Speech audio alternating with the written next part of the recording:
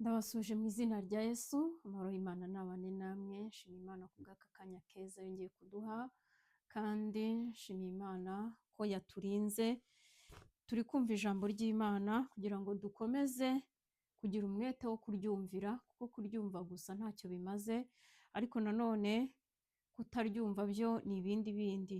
Rero nshimiye Imana ku bw'abantu bashyashya turi kumwe, ku bantu bashya nitwa Umuhoza Sylvie kandi mbahaye ikaze kugira ngo dukomeze tubane mu ijambo ry'Imana. Akanya ufashe wumva ijambo ry'Imana ntabwo ari akanya k'imfabusa, karuta cyane ibindi wakumva bidafite umumaro rwose. Hanyuma reka dukomeze dusome ijambo ry'Imana. Turimo gusoma amagambo yerekeye na Gehinomu kugira ngo turusheho kuyimenya, tutazagwa mu mutego w'abavuga ko nta Gehinomu ihari, nta kurimbuka guhari, hari za purigatori, nta kurimbuka kuzabaho, ariko kandi iyo Bibiliya bizera njye ntago nyizi, kandi ibyo ababivuga ni Abakristo, kandi Bibiliya twese twiga ni imwe. Bibiliya hariho abafite Bibiliya zigiye zifite ibindi zivuga, ariko nyamuneka Bibiliya yera n'ikivuga, Bibiliya ntagatifu ndetse n'izindi Bibiliya y'ijambo ry'Imana, izo nizo Bibiliya twizera. Niba wizera Bibiliya yera, ukizera Bibiliya ntagatifu, ukizera Bibiliya y'ijambo ry'Imana, ibi ngibi turimo gusoma birimo, ukwiye kubisoma, ntugendere mu kigari ngo amateraniro ibyo bazasoma mu rusengero nibyo uzatahira. Niba ari ibyo uzatahira, uzikanga hari byinshi wakagombye kuba waramenye utamenye, kandi kuba utarabimenye nta nubwo uzabyubahiriza kubera ko utigeze ubimenya. Niyo mpamvu ugomba gufata umwanya ugasoma ijambo ry'Imana. Nta muntu n'umwe ukwiye kubera amaso ubugingo bwawe, ni wowe wenyine.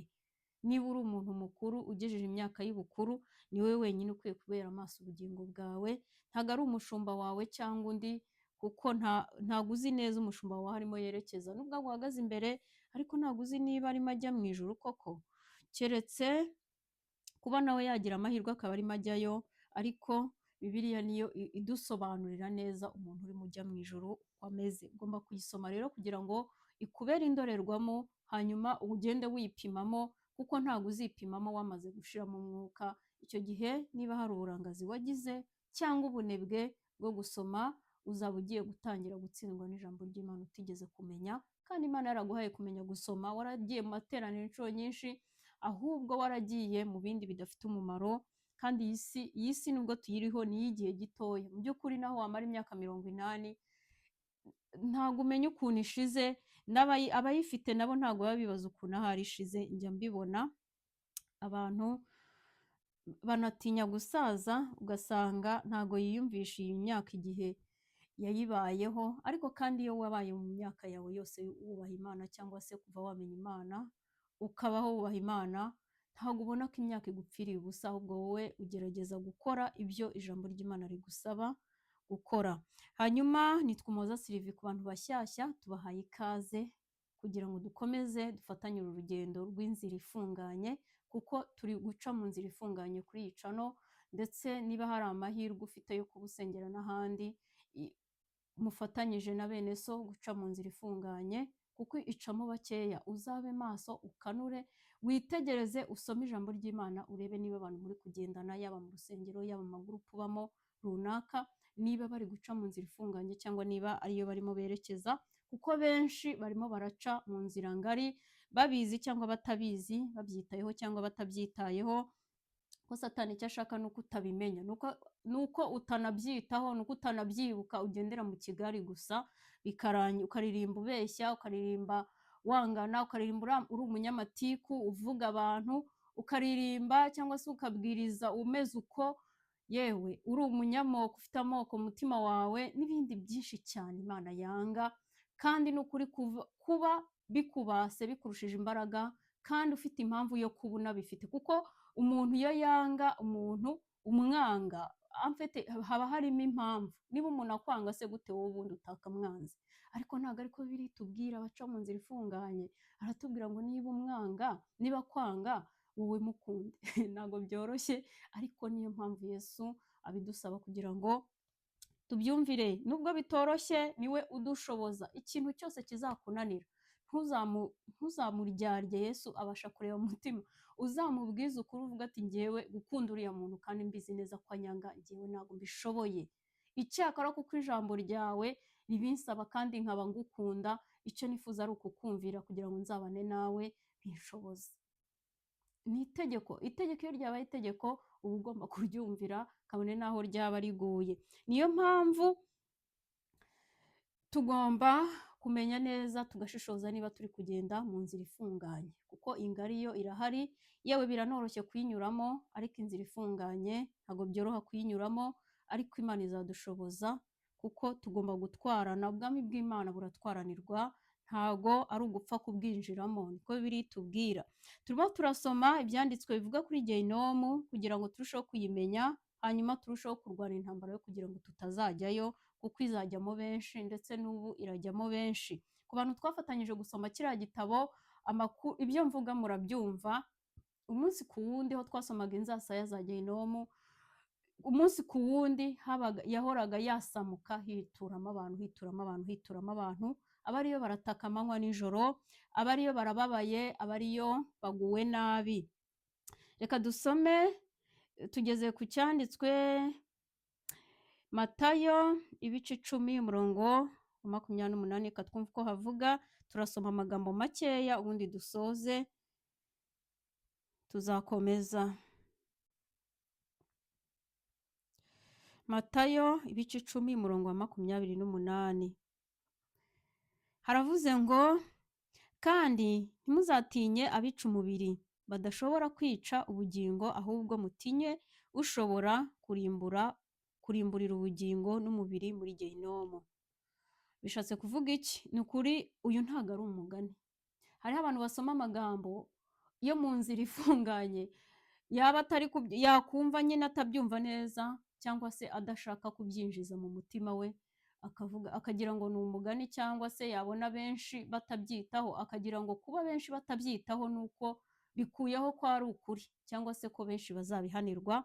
Ariko niwumva ijambo ry'Imana ukarisoma, ujye ufata umwanya wo kuritekereza, wumve ko ari wowe ribwiye, hanyuma niwumva bidashoboka ubanze ubaze Yesu uti se ibivuze birashoboka?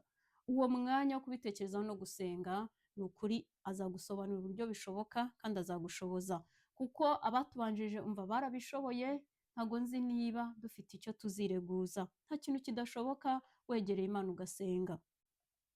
Ngo kandi ntimuzatinye abica umubiri badashobora kwica ubugingo. Hari igihe umuntu agukorera ikintu gishobora kwangiza umubiri, akaguhombya, cyangwa se mu kazi akaba yakwirukanisha, ariko kari kagutunze, ariko kubera ko wenda wanze gukorana ibyaha nawe, cyangwa wanze kubeshya, wanze kumufata ruswa, wanze ko mutekinika, itekinika rizica abantu, ribarimburiye muri Gehinomu ari benshi.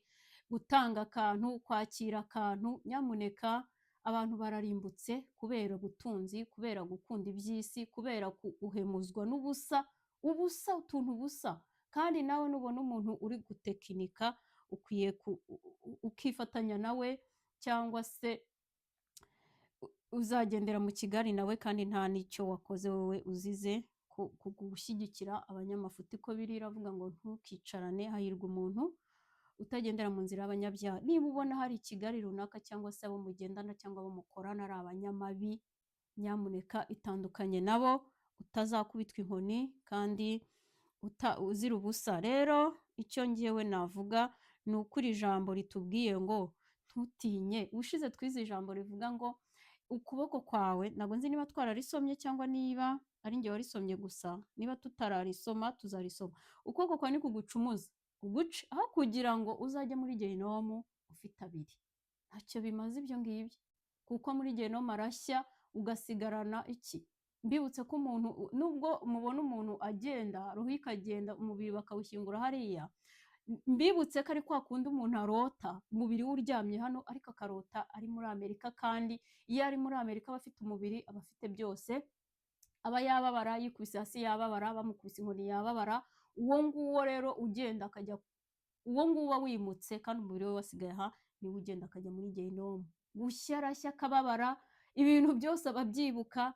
Niyo mpamvu mukwiye gutinya, ndetse nanjye nkatinya, kuko kubabara kuriho, ubuzima bw'iteka bw'umubabaro buzabaho, n'ubuzima bw'iteka bw'ibyishimo nabwo buzabaho. Niyo mpamvu mbinginze kugira ngo twe kurengera ibikiza umubiri ngo twibagirwe ubugingo, kandi iyo uharaniye ubugingo Imana nayo irakurengera ikagufasha mu bibazo byawe byose, ku buryo n'umubiri irawukiza iyo ibona bibaye ngombwa. Ariko aho kugira ngo uzajye muri gehinomu ujyanye n'umubiri wawe n'ibindi byose byagucumuje urengera umubiri, nyamuneka reka kuba wabeshya kugira ngo ukunde urengere umubiri, reka kwiba, reka kwangana, reka kwiba kubera ko umubiri washonje, cyangwa ubeshye kubera ko hari ibyo ushaka kuronka, cyangwa ubeshyera abandi, cyangwa n'ibindi nk'ibyo ngibyo biri tubuza mu by'ukuri, kugira ngo ujye ubikora ariko uvuga ngo ndengeye umubiri ariko ubugingo ndaburimbuye.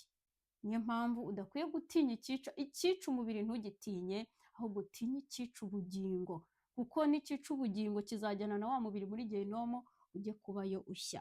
Niyo mpamvu dukwiye kudatinya, ntabwo dukwiye gukora ibyaha kubwo kurengera umubiri. Umubiri wureke, Yesu nabona ko ukwiye gukomeza kubaho azaguha ibigutunga, azaguha ibigukwiriye, wemere unyurwe nabyo mu gihe nk'icyo ngicyo. Niba hari ibindi ukeneye birenzeho, ukomeze usenge, Imana izabiguha. Rero reka dusoreze ahangaha, turakora iyi videwo ni ntoya cyane ari kubera impamvu, ariko tuzagaruka dusoma n'ubundi amagambo avuga kuri gehinomu, ikomeza kutwereka ijambo ry'Imana, ikomeza kutwereka uburyo gehinomu izajyamo abantu n'ukuri, kandi izajyamo abantu icyama njyewe nawe ntituzajyeyo, kuko tugira umugisha wo gukomeza kumva ibihabera. Rero reka dusoze, kandi ndabashimiye. Reka dukomeze dufatanye, ariko mbinginga musome ijambo ry'Imana kugira ngo njyewe namwe nubwo twaba 10 turi ahangaha tuzajye mu ijuru. Ibishoboka byose tuzabikore kugira ngo tujye mu ijuru.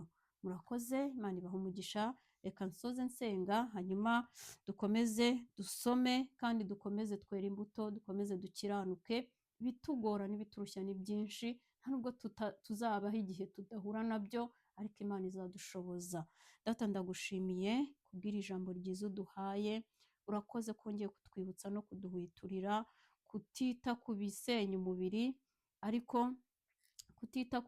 umubiri, ariko bidashobora gusenya ubugingo. Ahubwo Mwami, dushoboze kugira ngo tubashe kurwanira ubugingo, ko ari cyo kidukwiriye. Urakoze, ndagushimiye. Sengeye abo turi kumwe twese kugira ngo urusheho kudushoboza. Mu izina ryawe ryera Yesu nsenze nizeye.